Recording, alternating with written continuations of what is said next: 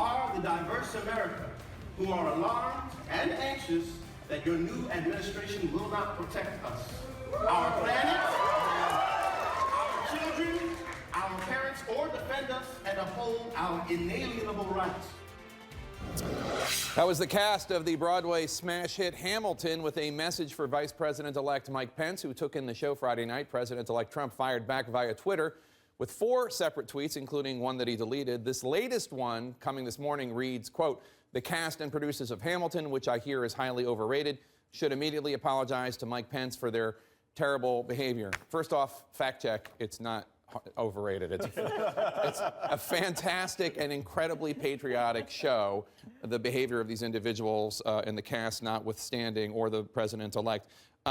Do you think that the cast might have stepped over the line at all? Not at all. I mean, look, Donald Trump, if you're offended by someone actually speaking their mind and talking about the fact that there are many people in this country, minorities, the vulnerable, many people who have some sense of apprehension, have some sense of worry, and simply want you to make sure that you protect our inalienable rights. If you have a problem with that, then that is a problem. That is an issue. And I know that all of my friends right here, they've had the privilege of serving in the United States Congress. Imagine if a United States congressman actually heckled a president of the United States during the State of the Union. Imagine if that happened. Okay. I mean, we're actually... All right, we know that happened.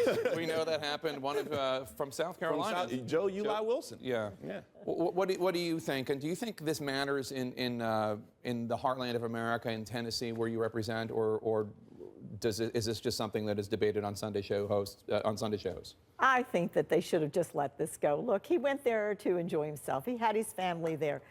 Let's have some civility here in this country. If you disagree with someone, that's fine to disagree with them, but allow him to be able to have a night of just relaxation and enjoy the show. As you say, it's a wonderful show.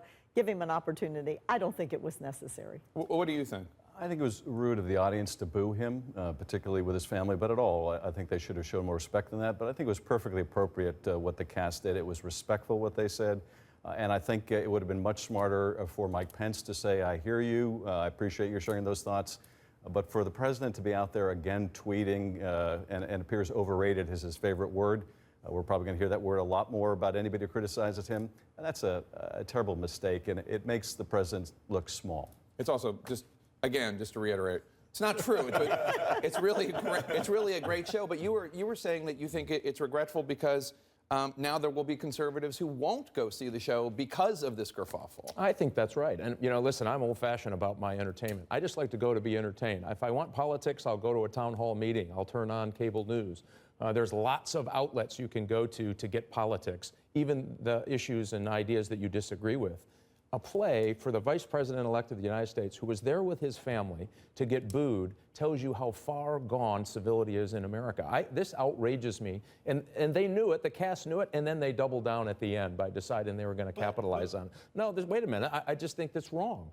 This was the cast didn't boo, just for the. No. But my problem with the cast was they knew what the environment was in the hall. Because they heard the boos. And then they doubled down at the end. I thought, no, that's not right. This is the Vice President-elect of the United States. They should want him to be successful. They should want his family to feel welcome in anywhere they go in the United States, like everybody should want to feel welcome anywhere in the United States. And it starts with a small thing, like not booing the Vice President-elect of the United States and not having a cast come out and lecture somebody who probably paid $800 to be there. But the hypocrisy, I hope they give him his money back. The hypocrisy is getting pretty deep around the table here, because right now we've seen a president who's been booed, who's been hung in effigy, who literally got heckled from the floor of the United States Congress by one of you all's caucus members. Yeah, but, so I mean, but members came out and said that was wrong. But it doesn't matter.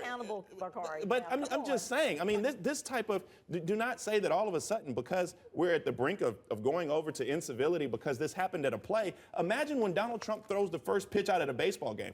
Donald Trump wants those boos so loud, so we're not talking about the $25 million Trump U settlement. So we're not talking about the fact that he met with the Indian with his Indian business partners, and so then we're not talking about how Trump International was pushing its rooms that nobody's in. This is on why diplomats. I love Bakari. He's always in closing argument mode. I love it. Ask Bakari one question, if I may jump in here. Bakari, was it wrong when Joe Wilson did what he did? Oh, definitely. And did they hold him accountable? No. Oh, he did. Difference here yes. between someone being I'm sorry, disrespectful during the if State you of the think Union. that that's disrespectful, then this is disrespectful. This is our vice president-elect. This was disrespectful.